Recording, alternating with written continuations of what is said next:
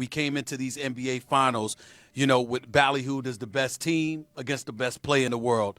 The best player in the world goes down to the best team, the Golden State Warriors, courtesy of Steph Curry and courtesy of Andre Iguodala, are the NBA champions. Your thoughts? Well, they're so deep. They're so versatile. You don't know where it's coming from next. Steph Curry can have a half, which isn't all that impressive. They can still be narrowly ahead and then break games open. And that's the sort of the characteristic we saw of these last three games.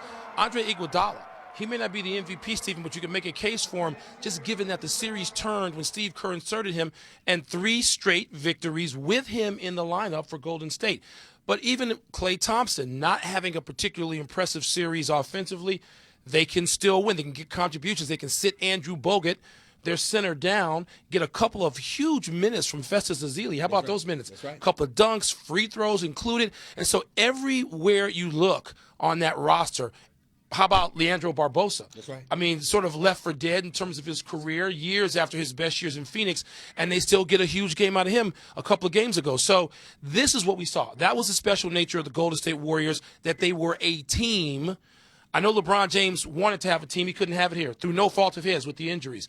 But Golden State was the best team all season, and under the conditions, they wound up being the best team in the playoffs. It almost seems appropriate that we're sitting here talking about the Golden State Warriors as the NBA champions. They lose, obviously, Mark Jackson. They let go of him. They bring in Steve Kerr. You see the team that they have in place. Steve Kerr makes the decision. He's going to put Andre Iguodala on the bench. He's going to put Harrison Barnes in the starting lineup. Obviously, David Lee, your highest paid player, scheduled to make $15 million next season. He's on the bench. You sit there and you put Draymond Green in the starting lineup. They're smaller, but they're quicker. They space the floor right. They move the basketball, and they trusted the Splash Brothers to deliver the goods. I mean, when you look at it from that perspective, did Cleveland ever really have a chance in this series when you consider that? They had a chance because they got LeBron James. And he had, but even LeBron had to be more than just great or superhuman. He had to be perfect, and that's asking too much even of LeBron James. I mean, you look at these games, 18 rebounds. Yes. I mean, he had games that were up there in sort of Magic Johnson land from back when Magic could go an entire series and average a triple-double.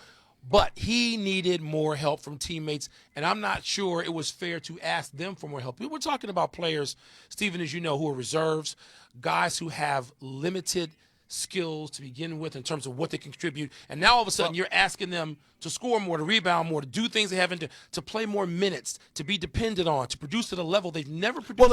I hear where you're coming from with that, Michael, but it would have been nice to see them hit some open shots. I mean, LeBron James was creating a lot of open opportunities for them, and they just weren't knocking them down. Matthew Dellavedova returned to earth after all that chitter-chat about what he was supposed to do against Steph Curry. He got abused in the last 3 games. Return to earth. That's right. Exactly. Return to form. And look petrified in Game 6 tonight. Then you look at a J.R. Smith. Couldn't find a shot for the last 2.5 games. And Iman Shumpert, now that's a person that was playing big-time defense. We understand that. But we never should have expected him to be able to shoot the basketball, and he showed us why, particularly in Games 5.